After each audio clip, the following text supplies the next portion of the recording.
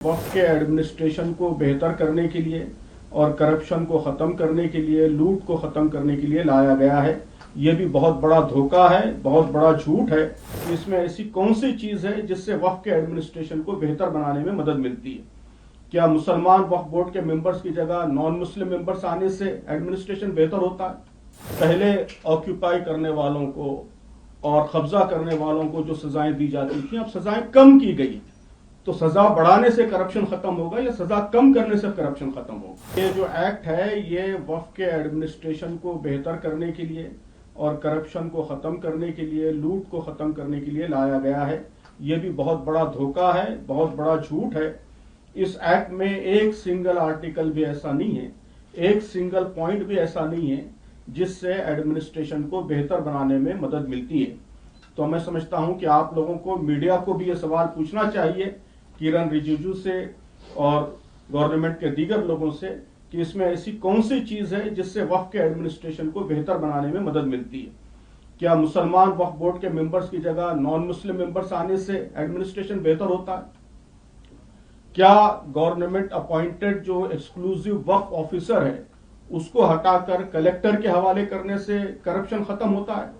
अगर ऐसा है तो सारे डिपार्टमेंट्स खत्म कर दीजिए और सभी को कलेक्टर्स के हवाले कर दीजिए। हम जानते हैं कि करप्शन हर जगह है, तो रेलवे ऑफिसर्स खत्म कर दीजिए, कलेक्टर के हवाले कर दीजिए। इन्वायरमेंट ऑफिसर्स खत्म कर दीजिए, कलेक्टर के हवाले कर दीजिए। जितने ऑफिसर्स हैं जिनको राइट्स दिए गए हैं वो सब खत्म करके कलेक्टर के हवाले कीजिए। तो ओवर सेंट्रलाइजेशन से कभी भी करप्शन खत्म नहीं होता। ये बहुत ज्यादा बेवकूफ बनाने की बात है।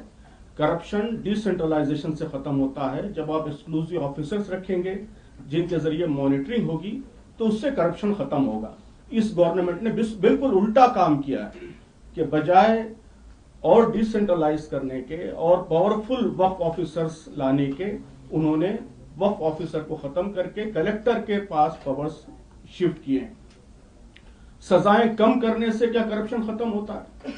कि पहले ऑक्यूपाई करने वालों को और कब्जा करने वालों को जो सजाएं दी जाती थी, अब सजाएं कम की गई।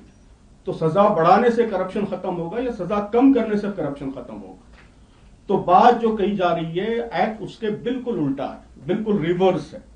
मकसद कहा जा रहा है कि एडमिनिस्ट्रेशन बेहतर बनाना है, लेकिन उसके जितने कंटेंट्स हैं वो सारे के सारे एडमिनिस्ट्रेशन को खराब करने वाले हैं और एडमिनिस्ट्रेशन को इंप्रूव करने वाला एक सिंगल पॉइंट भी उसके अंदर नहीं। तो ये बहुत अफसोस की बात है कि गवर्नमेंट भी इसी तरह गलत बात फैलाने की कोशिश कर रही है और हमारे मीडिया में भी इसी तरह का डिबेट चल रहा है। तो मैं आप लोगों से भी ये गुजारिश करूंगा कि सिंसियर क्वेश्चंस गवर्नमेंट के सामने रखिए और सही बात लोगों के सामने लाने की कोशिश कीजिए।